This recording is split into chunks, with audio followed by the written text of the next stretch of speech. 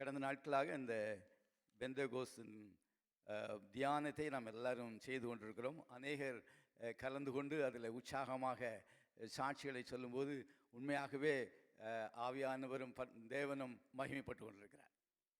We are meditating in the night. We are meditating about the Holy Spirit anointing, the Pentecostal prayer we're having.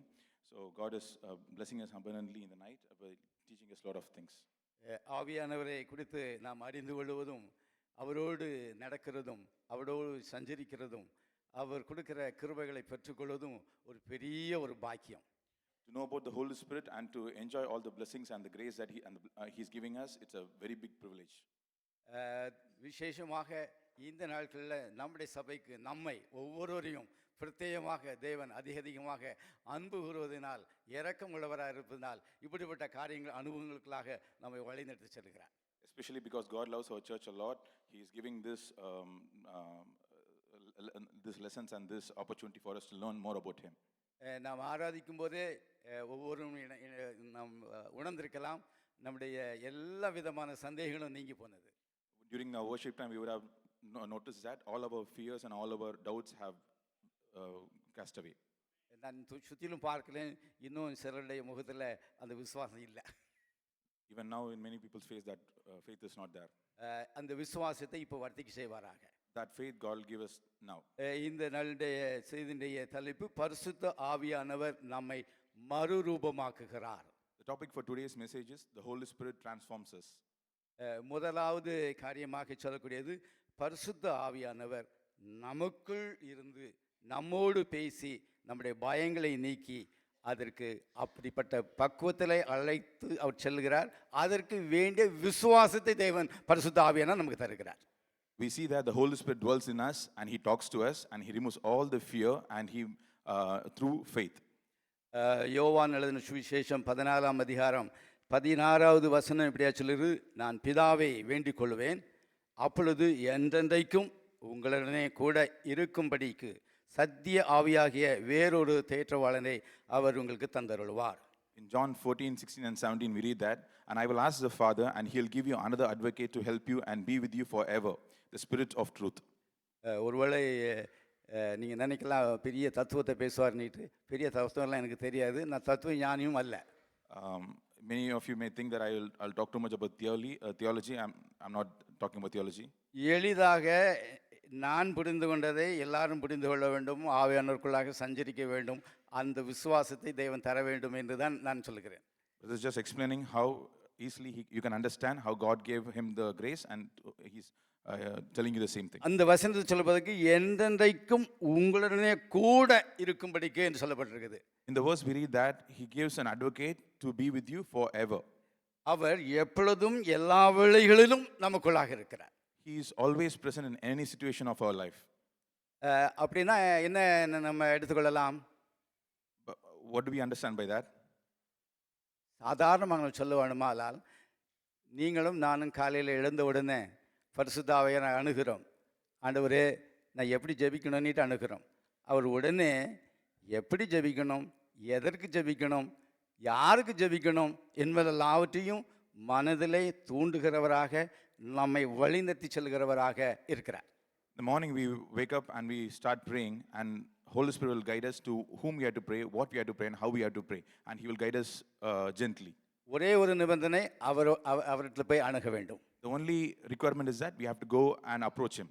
வேதத்தை திறந்து இந்த வேதத்தின் அதிசயங்களை பார்க்கும்படி என் கண்களை திறந்துள்ளோம் என்று அணுகணுமானால் அந்த வேதத்தை அவர் வாசிக்கவும் தியானிக்கவும் அதில் உள்ள கருப்பொருட்களை விளக்கி கொடுப்பதற்கு பரிசுத்த ஆவியானவர் வல்லமை உள்ளவராக இருக்கிறார். When we approach Him and ask Him, God, teach me your word, He will help us to read and help us to understand. He will reveal the secrets to us clearly. குடும்பங்களிலே நான் இந்த நாளில் என் மனைவியை நான் எப்படி நடத்துவது, என் பிள்ளைகளை நான் எப்படி நடத்துவது, என் சுற்றாத்தரோடு நான் எப்படி இருந்து கொள்வது, என் பெற்றோரோடு நான் எப்படி இருந்து கொள்வது, ஆவியானவரே கொஞ்சம் நடத்துங்கன்னு கேட்டோமானால் அவர் பெர்ஃபெக்டாக நடத்துவார். In our family life, when we ask God, how should I deal with my wife, how should I deal with my children, how should I deal with my family, other members, He will clearly and He will precisely guide us and lead us. நான் வேலைக்கு போகிறேன், ஆவியானவரே என் கூட வாங்க, எனக்கு drive பண்ண கொஞ்சம் சொல்லிக் கொடுங்க, என் முன்னதாக ஒரு சமூகம் போகட்டும்னு கேட்டோம்னா ஆவியானவர் அப்படியே முன்னுக்கு செல்வார். எல்லா தீமைகளுக்கும் எல்லா ஆபத்துகளுக்கும் விலகி சரியானபடி போய் சேரும்படியாக அவர் போதிப்பார். When we ask God to guide us in our driving, God help me to drive. He will take us safely. He will take us. He will no harm will harm us. He will make us go to the destination safely. நாம் வேலைகளை தொடங்குகிறோம். அநேகருக்கு அந்த பழக்கம் இருக்கும். போன உடனே கொஞ்சம் ஜெபம் பண்ணுவோம். ஆவியானவர்கிட்ட, ஆண்டவரே, இந்த நாளையில் நான் எப்படி வேலை செய்ய வேண்டும், என் சக ஊழியர்களோடு நான் எப்படி பிஹேவ் பண்ண வேண்டும், இந்த வேலைகளை நான் எப்படி செய்ய வேண்டும், எனக்கு என்னோடு கூட இருந்து நடத்துங்க என்று சொல்லுமானார் அவர் அழகாக நடத்துவார். Even after going to work, many of you have this practice. You will pray to God and you'll ask Him, God, how should I deal with my colleagues? How should I deal with my daily situations and things? And God will clearly explain to you how to handle the situations. ஆவியானவர் விட்டு இது சாதாரணமாக எப்பொழுதும் செய்கிற வேலை தானே என்று ஆரம்பித்தோமானால் அன்னைக்கு தான் டஃபஸ்ட் டேயாக இருக்கும். When you think it's a routine work and you just start without God's grace, then you will see that is the toughest day in your workplace. ஆனாலும் மிகவும் கடினமான வேலைகளின் மத்தியிலும் ஆவியானவர் போய், இது எனக்கு தெரியல ஆண்டவரே, இந்த காரியத்தை சொல்லிக் கொடுங்க அப்படின்னாக்கி அவர் அருமையாக சொல்லிக் கொடுப்பார். But even in tough situations, when you go to God and ask Him, Holy Spirit, help me, guide me, and for sure He will help you and guide you in a very beautiful way. நான் ஒரு cargo ஆஃபீஸில் work பண்ணுகிறேன். Brothers working in a cargo office. இறக்குறதும் ஏற்றுறதும் எங்கள் வேலை. Dispatching and getting goods is his job. போன வாரத்தில் ஒரு பெரிய கண்டெய்னர் வந்தது. அதுக்குள்ளதாக இந்த அயன் கிரானுல்ஸ் வந்தது. Last week a container came with iron granules. அது ஒவ்வொரு கார்ட்டூனும் ஒவ்வொரு டன். அதே போல் 27 கார்ட்டூன் வந்திருந்தது. 27 டன் அந்த கண்டெய்னரில் இருந்தது. In one container, 27 cartons of iron granules came, and one carton is 1 ton. Container அப்படி இப்படி ஆடி வரும்போது அது ஒன்றோடு ஒன்று இணைந்து கொண்டது. When they are shifting the container, each box mixed up with each other. Belt உள்ள போட்டு இழுக்கிறதுக்கு ஒரு இடமே இல்லாமல் போய்விட்டது. There was no space for putting the belt inside and pulling the boxes out. எங்க ஆட்கள் போய் என்னெல்லாமோ செய்தாங்க. கார்ட்டூனை கொஞ்சம் டேமேஜ் பண்ணி கிரானுல்ஸ் ஒழுக ஆரம்பித்து விட்டது. His men went and tried to take it out, but they damaged the box and few granules fell on the ground. நீங்க வாங்க உள்ள வந்து பாருங்க அப்படின்னு சொல்லிட்டாங்க. They called brother for coming and inspecting it. போக்லிஃப்ட்ல நீ தூக்கி கண்டெய்னருக்குள்ள காமிச்சிட்டாங்க. They lift the box with a forklift and they kept it inside. நான் போயிட்டு, ஆண்டவரே, பரிசுத்த ஆவியானவரே, எனக்கு ஞானம் தாங்க, இது எப்படி வெளியில் இருக்குன்னு தெரியலையே, இவ்வளவு ஒன்றுக்கு மேலே ஒன்று அடுக்கி வச்சுறாங்க, 3 டன்னு இந்த இது அதுக்குள்ள ஒழுகிட்டு இருக்குது, இனிமேல் என்ன செய்யறதுன்னு எனக்கு தெரியலையே, நீங்கள் தான் எனக்கு கிருபை செய்யணும் அப்படின்ட்டு ஆவியானவர் மேலே பார்த்தேன். நான் எனக்கு உதவி செய்வானுங்க, ஐடியா சொல்லுவான்னுட்டு அவங்கெல்லாம் பார்த்துக்கிட்டு இருந்தாங்க, நான் மேலே பார்க்குறேன். The workers called him for giving idea, but brother, when he saw the messed up situation, he didn't know what to do, and he just looked up to God and asked for help. கடைசியாக நான் சொன்னேன், அந்த பெல்ட்டை கொஞ்சம் இழுப்பா அப்படின்னு. Then brother said, you have to put the belt little bit down. இப்போ கிளைகளை இறக்க அப்படின்னு. Now you can pull it further. Belt கிளை இறங்கிச்சுது. 3 டன்னும் அந்த ஒழுகின காரியத்தோடு அதோடு முடிஞ்சு போச்சுது. அது அழகாக வெளியில் வந்து விட்டது. Brother asked them to put the belt in a certain way, and he could take the box outside safely. அவர்களும் அதைத்தான் செய்தார்கள். Even the workers did the same thing. ஆனால் நான் போய் மேலே பார்த்தபோது ஆண்டவர் அதை தூக்கி வெளியில் விட்டார். But when brother went and looked up to God, God helped, did miracle, and it came out smoothly. நான் எதற்காக சொல்கிறேன் என்றால், பரிசுத்த ஆவியானவர் நம்முடைய விசுவாசத்தை பெருகச் செய்து நம்மை மறுரூபமாக்குறது. Holy Spirit is a God who makes us grow, and He will bless us. எந்த சூழ்நிலையிலும் எந்த காரியமானாலும் முடிந்து போய்விட்டது என்று நினைத்தாலும் கூட மேலே பார்த்தா ஆவியானவர் உடனே அதை செய்து விடுவார். In whatever situation you may think that is the end, but when you look up to God, Holy Spirit will help you, and He will start give a new beginning. வேலை முடிந்து வந்தாலும் தேவனுடைய சமாதானத்தை நாம் ஆவியானவரே மீதி இருக்கிற நேரத்தில் என்னை நடத்துங்க அப்படின்னு சொன்னாக்கி ஒரு அருமையாக நடத்துவார். Even after coming back from work, when you go and ask the Holy Spirit, guide me, He will give you good plans and He will lead you gently. நான் யாருக்கு உதவி செய்ய வேண்டும் என்றால் அது சரியாக காண்பித்து கொடுப்பார். If you ask God, to whom should I help? நான் then எந்த clearly He will help. நான் எந்த வேத வகுப்பை நான் இப்போ படிக்க வேண்டும் சொன்னால் அது சரியாக எடுத்து கொடுப்பார். And if you ask the Holy Spirit which scripture I should learn, He will prompt the right scriptures. சரியான பாட்டை இந்த இதயத்தில் போடுவார். He will give the right song in my heart. எப்படி துதிக்க வேண்டும் என்பது கூட ஆவியானவர் அழகாக சொல்லிக் கொடுப்பார். The Holy Spirit will even tell how to worship and praise Him. இவைகள் எல்லாம் விசுவாசத்திலே ஆகக்கூடியது. This all can happen through faith. விசுவாசிக்கிறவனுக்கு எல்லாம் கூடும். It is possible for one who has faith. பரிசுத்த ஆவியானவர் அந்த விசுவாசத்தை நமக்குள்ளாக கொடுத்து நம்மை மறுரூபமாக்குகிறார். The Holy Spirit gives this faith in us and He transforms us. 17ஆம் வசனம் சொல்லுது, அவர் உங்களுடனே வாசம் பண்ணி உங்களுக்குள்ளே இருப்பதால் நீங்கள் அவரை அறிவீர்கள். In 17th verse we see that He lives in you and you know Him. நீங்கள் அவரை அறிவீர்கள் என்று எடுத்துக்கொள்ளுமானால், நாம் அவரை அறிந்திருந்தோமானால் அவர் நம்மை முழுமாக அறிந்திருக்கிறார் என்பதை உணர்ந்து கொள்ளலாம். When you see the scripture, you know Him. In that case, the Holy Spirit also knows us very clearly. நம்முடைய ஒவ்வொரு அசைவுகளையும் ஒவ்வொரு காரியங்களையும் அவர் அறிந்திருக்கிறார். He knows every move and every things that is in our life. சங்கீதக்காரன் சொல்றான், உம்முடைய கரம் என்னுடைய முற்புறத்திலும் என் பிற்புறத்திலும் இருக்குது, நான் பாதாளத்தில் போய் படுத்து போட்டாலும் அங்கேயும் உங்களுடைய கரம் இருக்குதுன்னு சொல்றான். We say the psalmist, your hand is in front of me and behind me. Even in the depths of the valley, if I go, your hand is there with me. ஒருவேளை இந்த நேரத்தில் நீங்கள் மனபாரங்களோடு வந்திருக்கலாம், கடன் பிரச்சனையோடு வந்திருக்கலாம், பலவிதமான உபத்திரங்களோடு, நெருக்கங்களோடு, வருத்தங்களோடு, மெசேஜை கூட கவனிக்க முடியாத அளவுக்கு பிசாசு அலக்கழித்து கொண்டு கூட இருக்கலாம். Many of you can have come with lot of confusions, lot of depression, lot of problems, lot of things that is not okay. பரிசுத்த ஆவியானவர் மாத்திரமே நம்முடைய பயங்களை நீக்கி நம்மை தேற்றக்கூடும். Only the Holy Spirit can remove all the fear from our life and give us peace. அவருடைய வசனமே நம்முடைய சோர்வை நீக்கக்கூடும். Only His words can refresh us. அவருடைய வார்த்தை சொல்கிறதை நாம் இப்போ கேட்போம். Let's see what the scripture says. ஏசாயா புத்தகம் 43ஆம் அதிகாரம் 1-2 முதல் இப்படியாக சொல்கிறது, இப்போதும் யாக்கோபே உன்னை சிருஷ்டித்தவரும் இஸ்ரவேலே உன்னை உருவாக்கினவராகிய கர்த்தர் சொல்கிறதாவது. In Isaiah 43:1 we read that, but now to what the Lord says, He who created you Jacob, He who have formed you Israel. பயப்படாதே, உன்னை மீட்டுக் கொண்டேன். Do not fear, for I have redeemed you. இந்த மீட்டுக் கொண்டேன் என்கிற பதத்தை நாம் திரும்பமாக ஆராய்ந்து நாம் பார்ப்போமானால், மீட்டுக்கொள்வது நம்மை பாவத்தின் அடிமைத்தனத்திலிருந்து மீட்டுக்கொண்ட காரியங்கள் மாத்திரமல்ல. When you see the word redeemed you, it is not only that He redeemed us from the bondages of sin. பயத்திலிருந்து நம்மை மீட்டிருக்கிறார். He has redeemed us from fear. சாபங்களிலிருந்து நம்மை மீட்டிருக்கிறார். He has redeemed us from curses. சத்துருவுடைய கட்டுகளிலிருந்து நம்மை மீட்டிருக்கிறார். He has redeemed us from the bondages of the devil. நெருக்கங்களிலிருந்து நம்மை மீட்டிருக்கிறார். He has redeemed us from the oppression. என்ன செய்வது என்று நிலை தடுமாறி கொண்டிருக்கிற அந்த நிலைமையிலிருந்து நம்மை மீட்டிருக்கிறார். He has redeemed us from the state where we don't know what to do next. நம்முடைய அறியாமையிலிருந்து அவர் நம்மை மீட்டிருக்கிறார். He has redeemed us from our ignorance. நம்முடைய அந்தகாரத்திலிருந்து அவர் மீட்டிருக்கிறார். He has redeemed us from our darknesses. எல்லா காரியங்களையும் நம்மை மீட்டு விடுதலையாக்கி சந்தோஷத்தோடும் சமாதானத்தோடு இருக்கும்படியான பாக்கியத்தை பரிசுத்த ஆவியானவர் ஒவ்வொருவருக்குள்ளும் கொடுக்கிறதை நாம் விசுவாசத்தில் காண முடியும். He has redeemed us from all the things and He has given us a peace and joy and He has given it through faith.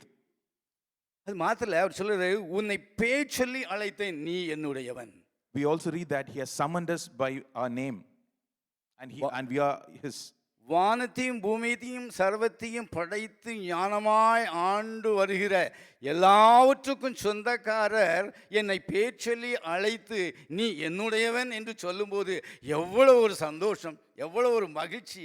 அது அந்த ஒரு வார்த்தை மாத்திரம் எல்லாவற்றிலிருந்து நம்மை விடுதலை ஆக்கிவிடும். The God who created the whole world and who reigns over everything in this universe, He calls us by our name. That one thing is enough that He will deliver us from every evil thing. அவர் சொல்கிறார், ஒருவேளை நீ தண்ணீரை கடக்கும்போது நான் உன்னோடு கூட இருப்பேன். I will be with you whenever you cross the waters. ஒருவேளை சூழ்நிலைகள் தண்ணீரை போல சூழ்ந்திருக்கலாம், என்ன செய்வது என்று நினைக்கலாம். ஆனால் அவர் சொல்றார், நான் உன்னோடு கூட இருக்கிறேன். Maybe our situations are hard and we are in the midst of the water, but still He says, I am with you. அநேக நேரத்தில் நாம் நினைக்க கூடும், நான் மட்டும்தான் இந்த கஷ்டத்தை சுமந்துக்கிட்டு போறேன், எனக்கு மட்டும்தான் நான் தான் அப்படின்னு நினைக்கிறேன். இல்லை, நம்மோடு பரிசுத்த ஆவியானவர் என்னென்றைக்கும் உங்களுடனே கூட இருக்கிறேன் என்று சொன்ன வாக்குத்தத்தம் மாறாத தேவன், மாறாத பரிசுத்த ஆவியானவர் நமக்குள்ளாக தண்ணீரை நாம் கடக்கும் போதும் இருக்கிறார். We might think we are the only person in that tough situation, but whatever situation it may be, God is with us and He is helping us to cross the waters. அடுத்த வார்த்தை சொல்லுது, நீ ஆறுகளை கடக்கும் போதும் அவைகள் உன்மேல் புரளுவதில்லை. And next we read that when you pass through rivers, it will not seep over you. அப்படின்னா என்ன? ஒருவேளை நம்ம நினைக்கலாம், தண்ணி இருந்தால் பரவாயில்ல, நீஞ்சிட்டு போயிடலாம். ஆறு இழுத்துக்கிட்டு போனாக்க ஆற்றை எப்படி மறிக்க முடியும்னு கேட்கலாம். We might think that if water is okay, we can handle it, brother, but when it is rivers, when it is flowing, we can't handle it. வானத்தையும் பூமியும் படைத்த தேவன் நம்மோடு இருக்கும்போது அவைகள் ஒன்றும் புரளுவதில்லை. When the God of heaven and earth is with us, nothing will sweep us. அக்கினியில் நடக்கும்போது வேகாதிருப்பாய்ன்னு சொல்லப்பட்டிருக்குது. When we walk through fire, it will not burn us. அக்கினியின் ஜுவாலை உன்மேல் பற்றாது என்று சொல்லப்பட்டிருக்கிறது. The flame will not set you ablaze. இந்த நேரத்திலும் கூட இந்த பரிசுத்த ஆவியானவர் நமக்கு கொடுக்கிற இந்த விசுவாசத்தினால், Even at this time, the faith that the Holy Spirit gives us, நாம் இந்த வசனத்தை விசுவாசிக்கும்படியாக ஆவியானவர் நம்மை விசுவாசத்தில் பலப்படுத்துகிறார். the Holy Spirit gives us a faith so that we can understand and we can have faith in this word. நேற்று தினத்தில் நம்ம கேட்டோம், நம்ம வரும்போது பக்கத்தில் இருக்கிறவங்களுக்கு ஜெபிப்பதற்காக தேவன் உங்களுக்கு கொடுத்திருக்கிற அந்த குணமாக்கும் வரத்தை கொண்டு வாருங்கள் என்று சொன்னாங்க. In yesterday's meditation, we heard that brother said that bring your healing gifts to the church so that to heal the people next to you. அந்த கொண்டு வந்திருக்கோமா? Have we bought that? அல்லேலூயா. பக்கத்தில் இருக்கிறவங்கள கை நீட்டி கைகளை வைத்து, இப்பொழுது இயேசுவின் நாமத்தினாலே எல்லா சோர்வுகளையும் எல்லா குரட்டாட்டத்தின் ஆவிகளையும் நான் கடிந்து அப்புறப்படுத்துகிறேன். இப்பொழுதே சுகம் உண்டாவதாக, இப்பொழுதே ஆரோக்கியம் உண்டாவதாக, சமாதானமும் சந்தோஷம் உண்டாவதாக. எந்த சூழ்நிலையாக இருந்தாலும் தேவன் உன் பக்கத்தில் இருக்கிறார், உன்னை தூக்கி இருக்கிறார், உன் பேச்சொல்லி அழைக்கிறார், நான் உன்னோடு கூட இருக்கிறேன் சொல்கிறார். அவர் அப்படியே செய்வார். தேவன் நிச்சயமாக செய்வார். நீங்கள் போய் நீங்கள் வீடுகளில் போய் நீங்கள் விசுவாசத்தோடு பாருங்கள், உங்களுக்குள்ளாக நீங்கள் வந்த வியாதியோடு நீங்கள் இருக்க போகிறதில்ல. Go home and check. For sure you will not be having the same disease with what you came in. நீங்கள் வந்த விட முடியாத பழக்க வழக்கத்தோடு இனி இருக்க போகிறதில்ல. You will never be with the same habit that you were not able to live before. அவர் நம்மை, அந்த தலைப்பு என்ன பார்த்தோம்? நம்மை மறுரூபமாக்குவார். நீங்க மறுரூபமாக்கப்பட்ட புதிய மனுஷனாக இருப்பீர்கள். He will transform us as we discussed and we will become a new creature. நாம் பரிசுத்த ஆவியானவர் தங்கும் ஆலயமாக இருப்பதினால், because we are the temple of the Holy Spirit, அவர் நமக்குள் இருந்து பேசிக்கொண்டே இருக்கிறார். He is within us and he is talking from within us. அவருடைய சத்தத்தை கேட்க ஆவலாய் இருந்தோமானால் அவருடைய சத்தத்தை அழகாக கேட்கலாம். If we are eager to listen to his voice, we can hear it clearly. ஆனால் நம்முடைய ஆசைகளும் கவனமும் உலகத்தின் மேல் இருக்குமானால் அல்லது மாம்சத்தின் மேல் இருக்குமானால், பிசாசானவன் பரிசுத்த ஆவியானவர் பேசுறது போல பேசுவான். But if our interest is on this world and if our interest is about the flesh and things of this world, the devil will talk exactly how the Holy Spirit speaks. நாம் கொஞ்சம் மாம்சத்துக்கு இடம் கொடுத்து விட்டோம் ஆனால் அவன் தலைக்கு மேலே ஏறி உட்காருவான். If we give a little space to the devil, he will reign over us. அவன் பேசும்போது மிகவும் அழகாக இருக்கும். When he speaks, it will be very beautiful. ரொம்ப மென்மையாக இருக்கும். It will be very nice to hear. அதற்கு செவி கொடுத்தால் இன்பமாக இருக்கும். It will be very pleasant to our ears. காரியங்கள் மிகவும் லேசாக காணப்படும். இல்ல, அது அப்படி காணப்படும். He will talk to us in a way that we will see things in a very light and it will be very easy for us. முடிவு பார்த்தனால் பயம். But in the end, it will be fear. மன அழுத்தம். There will be depression. எல்லா பக்கங்களிலும் நெருக்கம். We will be oppressed from all directions. ஏமாற்றம். We will be disappointed. எல்லாமே தலைகளாக மாறிவிடும். Everything will be upside down. அவன் ஒன்றையும் வேதத்தின் அடிப்படையில் நமக்கு சொல்லவே மாட்டான். The devil will never speak anything on the basis of the scriptures. ஆனால் ஆவியானவர் நம்மோடு பேசும்போது எல்லாமே வேதத்தின் வசனத்தின் அடிப்படையில் மாத்திரம்தான் அவர் பேசுவார். But when the Holy Spirit speaks, he will speak only with accordance with the scriptures. பரிசுத்த ஆவியானவர் பரிசுத்த அடுத்த காரியங்களை மாத்திரம்தான் அவர் பேசுவார். The Holy Spirit will speak things only that will make us holy. அவர் பேசும்போது, பரிசுத்த ஆவியானவர் பேசும்போது நம்முடைய பயங்கள் நீங்கும். When the Holy Spirit speaks, all our fear will be cast away. பரிசுத்த ஆவியானவர் பேசும்போது நம்முடைய நெருக்கங்கள் நீங்கும். When the Holy Spirit speaks, all our oppression will move. அவர் பரிசுத்த ஆவியானவர் பேசும்போது நம்முடைய சந்தேகங்கள் எல்லாம் நீங்கிவிடும். When the Holy Spirit speaks, all our doubts will leave. அவர் பேசும்போது நாம் அவருடைய பக்கத்தில் போய் நெருங்கி போய்விடலாம். When He speaks, we can get closer and closer to Him. பரிசுத்த ஆவியானவரோடு ஒவ்வொரு நாளும் நாம் நெருங்கி நெருங்கி போவதுதான் தேவன் விரும்புகிறார், பரிசுத்த ஆவியானவர் செய்கிறார். We should be going closer and closer to the Holy Spirit. That is exactly what God wants. எப்படி பரிசுத்த ஆவியானவரோடு நாம் நெருங்கி போகலாம் என்று இந்த தியானத்தில் படித்துக்கொண்டோம். How can we get closer to God, and what did we learn in this meditation? இங்கிருந்து ஒன்று, இந்த பக்கத்தில் ஒன்று, இந்த பக்கத்தில் ஒன்று, 7 காரியத்தை படித்தோம். ஒவ்வொருத்தரும் ஒவ்வொரு காரியத்தை சொல்லுங்கள். இந்த பக்கத்தில் முதல்ல ஒரு காரியத்தை சொல்லுங்கள். வேதத்தை வாசிக்க வேண்டும். வேதத்தை வாசிக்கும் படித்தால், அதை தியானித்தால் அதுக்கு ஜீவன் உண்டு என்று விசுவாசத்தை பரிசுத்த ஆவியானவர் கொடுப்பார். பரிசுத்த ஆவியானவர் அடுத்து நம்ம போகலாம். We have to learn this, read the scriptures, and when we read, there is life in this word, and we will have faith in it. இன்னும் கூட இந்த பக்கத்தில் இருந்து இன்னொன்று சொல்லுங்க. ஜெபம். ஓகே, அடுத்தபடியாக ஆவியானவர் நம்மை எப்படி ஜெபிக்க தூண்டுவார், எப்படி ஜெபிக்க வைப்பார், அழகாக நடத்துவார் என்று சொன்னோம். ஆவியானவரின் நடத்தலில் நாம் ஜெபிக்கும் போது அவர் பக்கத்தில் இன்னும் நெருங்கி போகிறோம். Secondly, we saw about prayer and how the Holy Spirit leads us into prayer and how He will make us to pray about things. அடுத்த 2வது காரியம். 3வது காரியம், ஓகே, ஆவியானவரை அடிக்கடி சிந்திக்கிறதுனால, அவரோடு பேசுகிறதுனால நாம் அவர் பக்கத்தில் போகலாம். Thirdly, we saw that when we constantly think about the Holy Spirit, we can get closer to the Holy Spirit. 4வது காரியமாக, இந்த பக்கத்தில் சொல்ல வேண்டாம், அந்த பக்கத்தில் சொல்ல வேண்டாம், இந்த பக்கத்தில் சொல்லுங்க.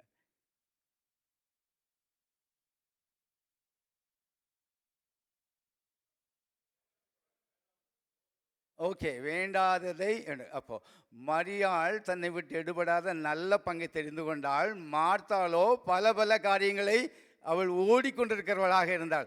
ஓடுகிற நிறுத்திவிட்டு அவருடைய பாதத்தில் இருக்க முடியாது. விட வேண்டியதை விடும்படியாக நாம் செய்கிறவர் பரிசுத்த ஆவியானவர். அவருடைய பக்கத்தில் நாம் போய்விடலாம். We shouldn't be like Mary. We should be like Martha. We should be at the feet of Jesus Christ, and that is we should leave whatever we have to leave and be at His feet and be blessed. மார்த்தாளுடைய வேலையை விட்டு விட வேண்டும். Okay, we should not be like Martha. We should like Mary. Okay. 5வதாக, அந்த பக்கத்தில் இல்லை, இந்த பாதி இந்த பக்கத்தில்.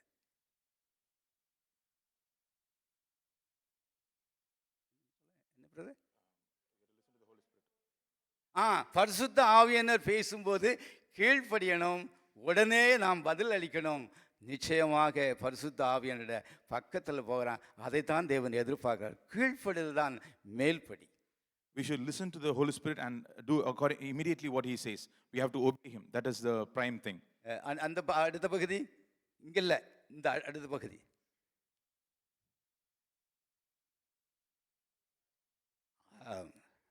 ஹல்லேலூயா.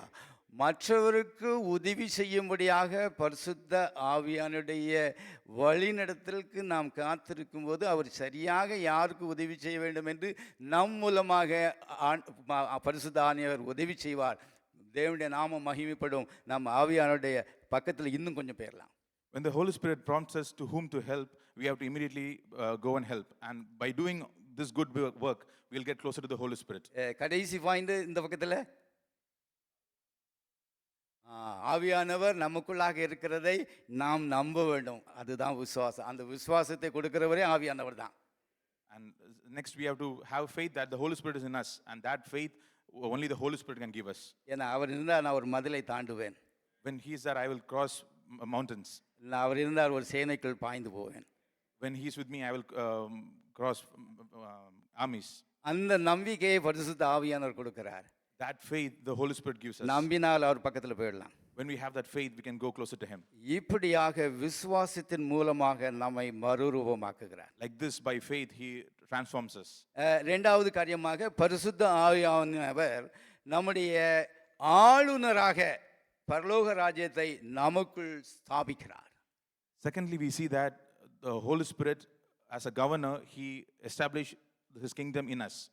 யோவான் எழுதின சுவிசேஷம் 16:13 இப்படியாக சொல்கிறது. சத்திய ஆவியானவர் வரும்போது சகல சத்தியத்துகளும் உங்களை நடத்துவார். In John 16:13, we see that, but when the Spirit of truth comes, He will guide you into all truth. பிதாவாகிய தேவன், God the Father, குமாரனாகிய தேவன், God the Son, பரிசுத்த ஆவியாகிய தேவனுக்கு இந்த பரலோக ராஜ்யத்தை ஸ்தாபிக்கும்படியான ஆளுநராகன அதிகாரத்தை கொடுத்திருக்கிறார். are given the authority that the Holy Spirit will be the governor for, to be in us. இந்த பரலோக ராஜ்யத்தின் கவர்னராக யாரையாவது நீங்களோ நாங்களோ தெரிந்து கொள்ள முடியாது. We can't choose the governor of this heavenly kingdom by ourselves. இங்கே 200 பேர் இருந்தோம்னாக்கி 200 பேரில் 150 பேர் ஓட்டு போட்டாங்கன்னாக்கி இவரை கவர்னரை ஆக்கலாங்கிற அந்த அந்த அந்த வேலையே கிடையாது. Maybe out of 200 people, if 150 people vote for a certain person, they can't be the governor.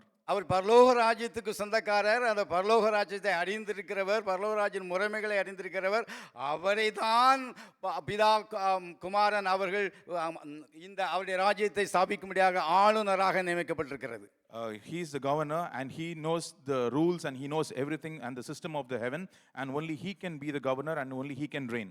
அந்த பரலோக ராஜ்யத்தின் பிரஜைகளாக நாம் நாம் நாம் உண்டாக்கப்படுவதற்கு அல்லது அதை ரிஜிஸ்டர் பண்ணுவதற்கு அல்லது சேர்த்து கொள்ளப்படுவதற்கு அந்த ஆளுநர் ஒருவருக்கே அதிகாரம் உண்டு. Only the governor has the power to make us the citizenship of this kingdom. ஒருவேளை இந்த உலகத்தில் பலவிதமான கவர்னர்கள் இருக்கிறார்கள். In this world there are many types of governors. நம்ம தமிழ்நாட்டில் ஒரு கவர்னர் இருக்கிறார். In Tamil Nadu there's a governor. எல்லாருக்கும் நன்றாக தெரியும் அவரை பற்றி. Many of us knows him. அதை போல உள்ள கவர்னர் அல்ல. Not a governor like that. இந்த கவர்னர் ஆல் இன் ஆல் எல்லா உலகம் முழுவதுக்கும் இவர் தான் governor. But this governor is a governor for this whole world. தமிழ்நாட்டுக்கு மாத்திரம் அல்ல. Not only for Tamil Nadu. Tamil சபைக்கு மாத்திரம் அல்ல. Not only for the Tamil church. உலகம் முழுவதுக்கும் எல்லா மக்களுக்கும் பரலோக ராஜ்யத்தில் பிரஜைகளாக சேர்க்கப்பட்ட எல்லாருக்கும் கவர்னர் பரிசுத்த ஆவியானவர். He is a governor for all the people who have been citizenship of this kingdom. அப்ப என்ன செய்ய brother? What should we do then? வேதத்தை வாசிக்கணும். We have to read the scriptures. யோவானிலிருந்து சுவிசேஷம் 1ஆம் அதிகாரம் 12-13 இப்படி சொல்லப்பட்டிருக்கிறது. கிறிஸ்து இயேசுவின் நாமத்தின் மேல் விசுவாசம் உள்ளவர்களாய் அவரை ஏற்றுக்கொண்டவர்கள் எத்தனை பேர்களோ அத்தனை பேர்களும் தேவனுடைய பிள்ளைகளாகும்படி அவளுக்கு அதிகாரம் கொடுத்தார். In John 1:12 and 13 we read that yet to all who did receive him, to those who believe in his name, he has given the right to become children of God. Children born அல்ல, அவர்கள் இரத்தத்தினாலாவது மாம்ச சித்தத்தினாலாவது புருஷனுடைய சித்தத்தினாலாவது பிறவாமல் தேவனாலே பிறந்தவர்கள். Children born not of natural descent, nor of human decision, nor of human or husband's will, but born of God. யாரெல்லாம் இயேசு கிறிஸ்துவை கர்த்தர் என்று ஏற்றுக்கொண்டார்களோ அவர்கள் பரிசுத்த ஆவியானவரால் மறுபடியும் பிறந்தவர்களாக மாற்றப்படுகிறார்கள். Whoever has received Jesus Christ as God, they are being renewed by the Holy Spirit and they are being born again.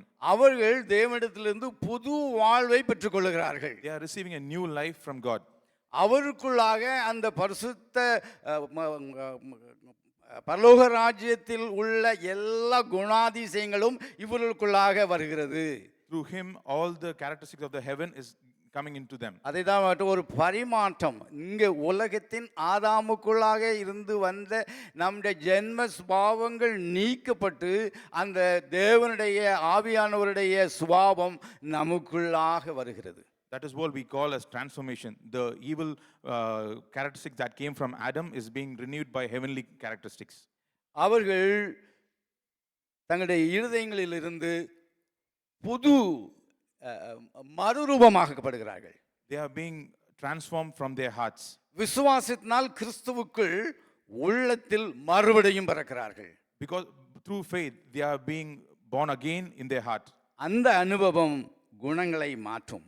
That experience will change their characters. விருப்பங்களை பரலோக தேவனுடைய ராஜ்யத்துக்கு ஏற்றால் போல் விருப்பங்கள் மாறும். Their likeness or what they like will change in line with God's kingdom. பரலோக ராஜ்யத்தின் பிரஜைகளாக இருக்கிறவர்கள் முதலாவது தேவனுடைய ராஜ்யத்தையும் அவருடைய நீதியையும் தேடுகிறவர்களாக இருப்பார்கள். The people who are of the citizens of his kingdom will seek first his kingdom and his righteousness.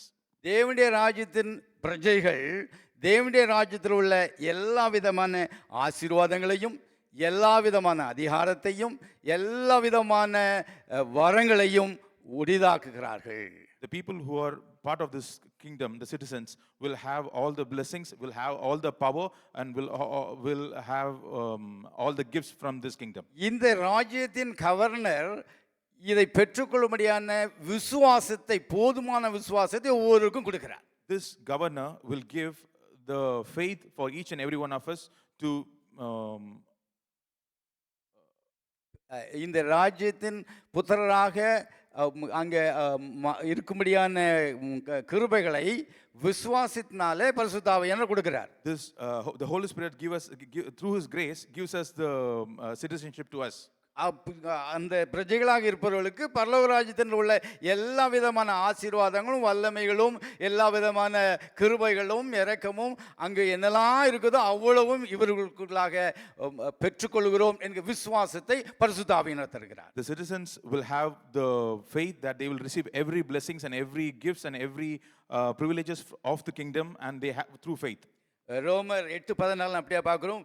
மேலும் எவர்கள் தேவனுடைய ஆவியினாலே நடத்தப்படுகிறார்களோ அவர்கள் தேவனுடைய புத்திரராய் இருக்கிறார்கள். In Romans 8:14 we read that for those who are led by the Spirit of God are the children of God. எவர்கள் என்பது யாரை குறிக்கிறது? What are the people? Those means who are those people? யார் பரலோக ராஜ்யத்தின் பிரஜைகளாக இருக்கிறார்களோ அவர்கள் தேவனுடைய புத்திரர்கள். Those who are the citizens of the kingdom of God are his children. தேவனுடைய ராஜ்யத்தில் இருக்கிறவர்களை பரிசுத்த ஆவியானவர் நடத்துகிறார். Whoever is there in the kingdom of God, the citizens of the kingdom of God are being led by God. பரிசுத்த ஆவியினால் நடத்தப்படுகிறவர்கள் தேவனுடைய பிள்ளைகள்.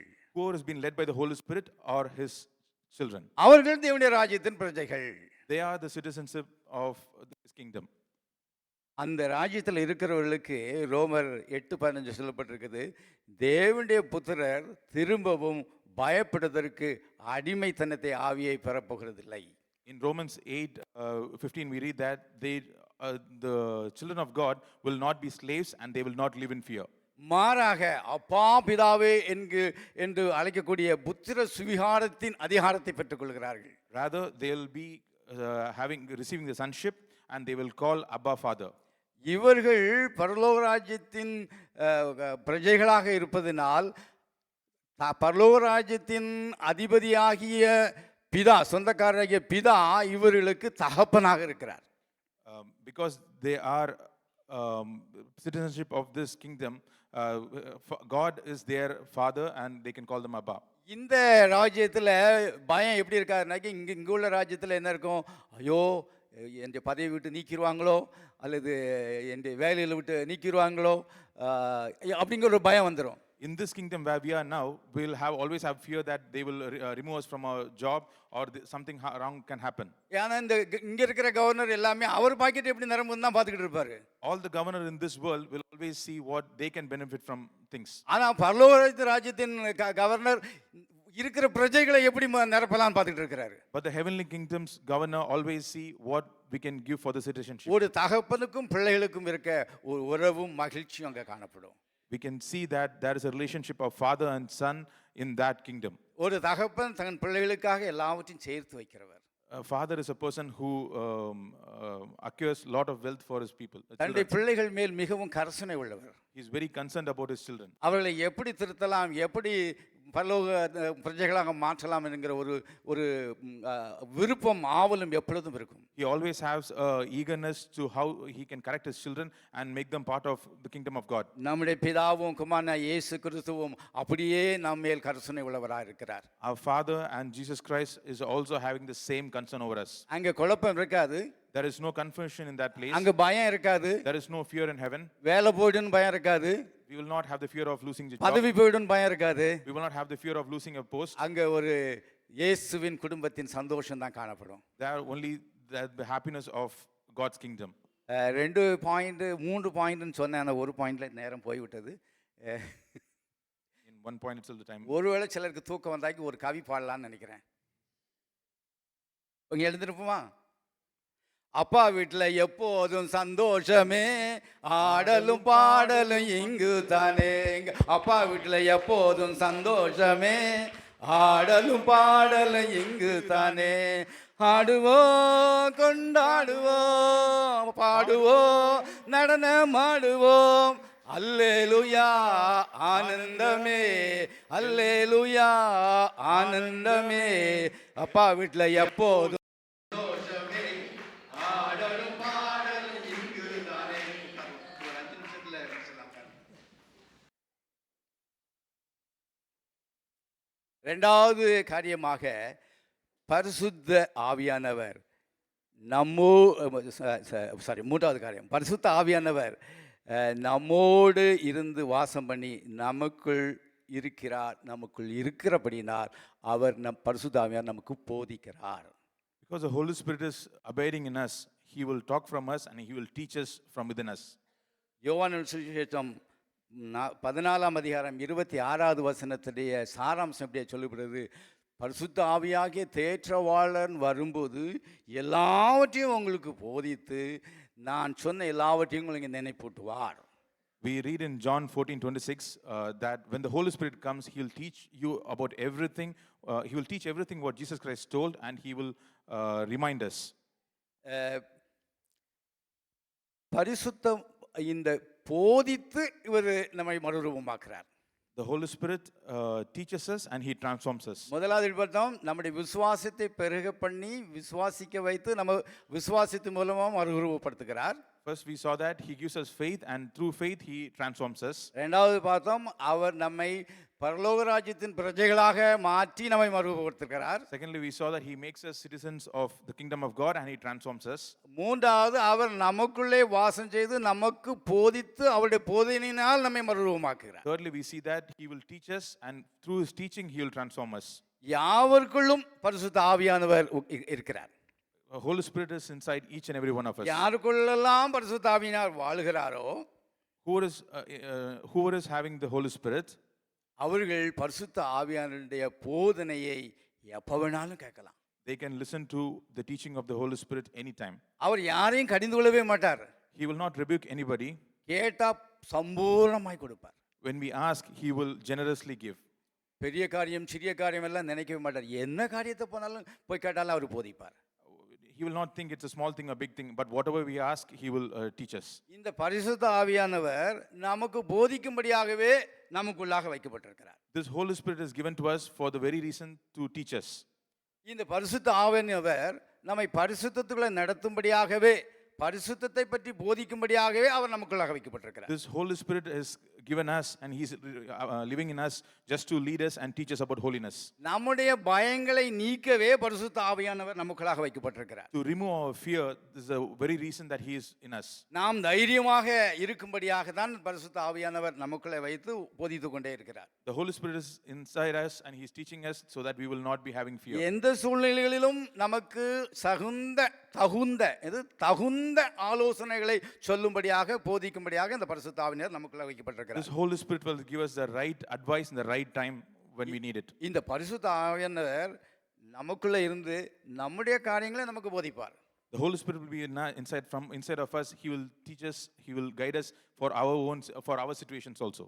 நம்ம ஒருவேளை நினச்சிக்கிட்டு ரொம்ப சந்தோஷமா பிரைஸ் லார்ட் அப்படின்ட்டு கையை குலுக்கலாம். ஆனால் ஆவியானவர் சொல்லுவார், உனக்குள்ள கொஞ்சம் கசப்பு இருக்குப்பா. Maybe we may shake hands saying praise the Lord, but the Holy Spirit will say from us, you have a little bit of bitterness towards this person. ஆவியானவர் அழகாக அறிந்திருக்கிறார். The Holy Spirit knows exactly. நீ கசப்போடு greet பண்ண முடியாது என்று அழகாக அவர் போதிப்பார். The கசப்பு bitterness. Okay, the Holy Spirit will say with bitterness you can't serve Him. இன்னும் கூட சொல்லுவோம், வாங்க நீட்டு உட்கார வைப்போம். இருதயத்துக்குள்ள நல்ல கோபம் இருக்கும். அன்னைக்கு இந்த மாதிரி செய்து விட்டு இப்போ என் வீட்டுக்கு வந்திருக்க அப்படின்னு.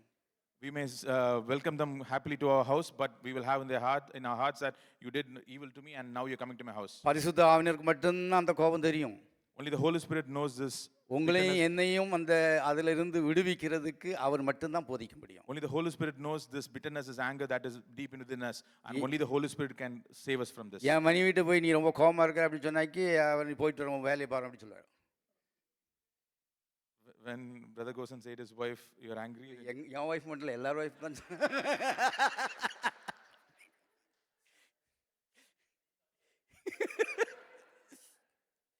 ஓகே. ஒவ்வொரு காரியத்திலும் நம்ம வந்து சில காரியங்களை ரொம்ப டிப்ளமேட்டிக் வேல அழகாக நாம் மற்றவர்களோடு பிஹேவ் பண்ணுற மாதிரி நடப்போம். in many of the situations, we diplomatically handle situation and we try to be soft and smooth. நமக்குள்ளாக பொறாமைகள் இருக்கும், There will be bitterness, there will be jealousy inside of us. எரிச்சல் இருக்கும், There will be we'll irritation about towards other people. தாழ்வு மனைப்பான்மை இருக்கும். We will be thinking low of ourselves. அது சொல்கிறதுமே தெரியும், உனக்கு என்னப்பா, They would say, "What? You don't have any problem in life. இல்லை உனக்கு என்னப்பா அப்படின்னாக்கி நீ எல்லாம் வச்சிருக்கிற, எனக்கு ஒன்றும் இல்லை அப்படிங்கிற. You have everything. You have got everything in your life." People say like that. இதை நமக்கு தெரியும், நம்மகிட்ட பேசுகிறவர்களுக்கு தெரியாது. We know that ourselves, but the person whom we are talking to will not see that. அதை போதித்து மாற்றுகிறவர் வேற யாரும் சொன்னாலும் உடனே நம்ம மாற்ற மாட்டோம், ஏற்கு முறையாக தான் தர்க்கம் பண்ணுவோம். தர்க்கம் இல்லாமல் நம்மை மாற்றுகிறவர், போதித்து மாற்றுகிறவர் பரிசுத்த ஆவியானவர். When someone comes and tells to us about our bad or our wrongdoings, our wrong intentions, we will not accept it. We will justify it. But when the Holy Spirit says, we will change it அவருடைய immediately. சத்தத்தை கேட்டு நாம் கீழ்ப்படிந்தோமானால் அவர் சந்தோஷமும் மகிழ்ச்சியும் சமாதானத்தால் நம்முடைய இருதயத்தை அவர் நிரப்புவார். But when we listen to the Holy Spirit and when we yield to it, He will fill us with our joy, peace, and and His presence. மிச்சம் இருக்கிறத நம்மளை பரிசுத்த ஆவியானவர் நமக்கு எல்லாருக்கும் கொடுக்கப்பட்டிருக்கிறார், அவர் சொல்லிக் கொடுப்பார். The rest, the Holy Spirit will teach us what we have to do. நம்முடைய இருதயம் தேவ அன்பினால் நிரப்பப்பட்டிருப்பதாக. Let our hearts be filled by His love. பரிசுத்த ஆவியானவரை தேவன் நமக்கு ஈவாக பரிசாக கொடுத்திருப்பதற்காக ஒவ்வொரு நிமிஷமும் நாம் தேவனுக்கு நன்றி செலுத்துவோம். Let us all give thanks to God that He has given this privilege, this gift of the Holy Spirit. இந்த உலகத்தில் நம்ம கொஞ்ச நாள் தான் இருக்க போகிறோம். அந்த நாட்களை தேவனுக்கு ஏற்ற ஒரு பலியாக, தேவனுக்கு உகந்த ஒரு ஆராதனையாக நம்முடைய ஜீவிதமே ஆராதனையாக மாறட்டும். We are going to be in this world for a very few days, and let us have a lifestyle of worship, and let us submit ourselves in worship to God. Amen. Amen.